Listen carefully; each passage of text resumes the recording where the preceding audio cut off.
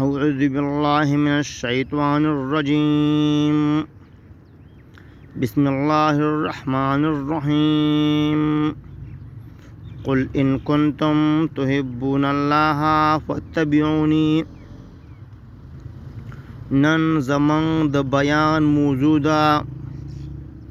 ښځه به د خپل خاوند ادب او احترام کوي. خاوند په خپلې بیبي باندې مشر او حاکم دی، لکه څنګه چې د سورة نساء آیات نمبر 34 کې دي چې سړي به په خپلو ښځو باندې مشران دي. چې خاوند د خپلې بیبي مشر او بیبي کشره ده، نو په کشر باندې د مشر ادب او احترام کول لازم دي.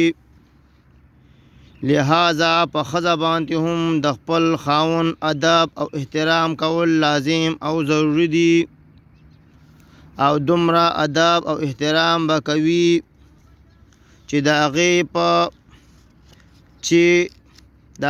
په مخ کې به په اوچت آواز خبرې هم نه کوي، لکه حدیث کې راځي. نعمان بن بشیر رضی اللہ تعالی عنہ فرمائی، ابو بکر رضی اللہ تعالی عنہ د نبی کریم صلی الله علیه و آله وسلم کرا د ورننوتلو اجازات وغوښتلو. نو عائشې رضی الله تعالی عنها آواز یې واورېدلو چې یعنی د نبی صلی الله علیه و آله وسلم په آواز باندې یعنی اوچتو. چې کله وردننه شو نو راونیوله چې پړک ورکړي او ورته وویل، آیا زه تا وینم چې ته په رسول الله صلی الله علیه و آله وسلم باندې خپل آواز اوچتوي؟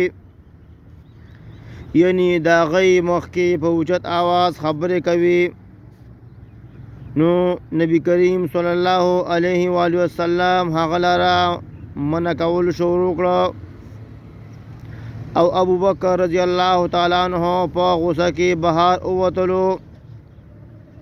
چې کله ابو بکر رضی الله تعالی عنہ ووتلو نو نبی کریم صلی الله علیه و آله وسلم عائشې رضی الله تعالی عنها ته وفرمایل، ودې کتل څنګه مې د هغه سړي نه بچ کړې؟ فرمایي ابو بکر رضی الله تعالی عنہ، څو ورځې نه راتلو، بیا یې څه ورځې وروستو بیا یې څه ورځې پس نبی صلی الله علیه وسلم کرا د ورتلو اجازت وغوښتو. یعنی چې وردننه شو نو وی موندل چې روغه یې شوې وه، او دواړو ته یې وویل ما هم په خپله روغه کې شامل کړئ، لکه څنګه چې مو په خپله جګړه کې شامل کړی وم. نو نبی کریم صلی الله علیه و آله وسلم ورته وفرمایل، یقینا من کړی، یعنی منګه په روغه کې شامل کړی. د دې حدیث نه ګڼ مسائل معلومیږي چې یو د هغې نه دا ده چې ښځه به د خپل خاوند ادب او احترام کوي، او دویم دا چې خاوند به د خپلې بیبي سره مزاح او خوش طبعي کوي.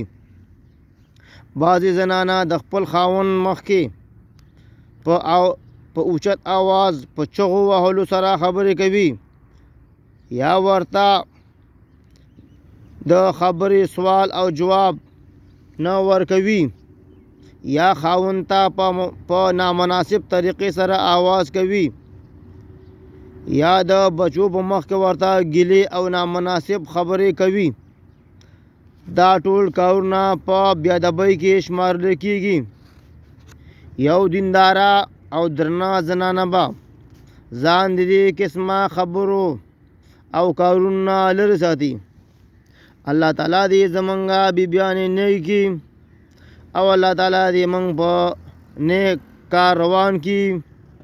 آمین. السلام علیکم ورحمۃ اللہ وبرکاتہ.